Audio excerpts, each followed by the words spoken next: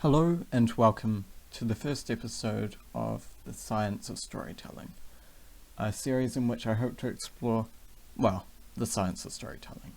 Today I want to discuss the long and short of it, an analysis of finite and infinite games. These are concepts that have come up in psychology, and I thought would be interesting to apply to storytelling. To explain these games, I will use the example of Bilbo. Bilbo Baggins is a hobbit born in the Shire. Written by J.R.R. Tolkien into The Hobbit and The Lord of the Rings, Bilbo is a featured character. In the story of The Hobbit, Bilbo's journey is a great example of a finite game. He intends to go on an adventure and possibly get some gold from a dragon. This game is finite because it has an end. It has an end goal. The purpose of a finite game is to win, and finite games include only select people. It's a game where you train hard and you work hard and you achieve a goal.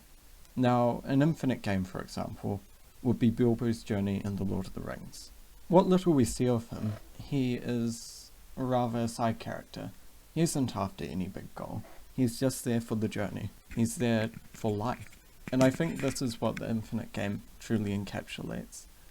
It's a game where you just want to continue going. You invite others in, you have an adventure, but it's never ended. It's never over. Indeed, at the end of the story, Bilbo disappears off to the Grey Havens. Not there for the prize, but rather the journey that awaits. So what? As a writer, why should I care about finite and infinite games? Well, I think it's very important to represent the world accurately. Finite games and infinite games are part of what motivates a character to do what they do. You need finite games. You need those characters who have those goals of defeating the bad guy, of acquiring great wealth, or just doing good. But you also need infinite games. You need those characters who are just there, living. Beyond that, I'm also interested in what it means for when this balance between finite and infinite games gets out of whack.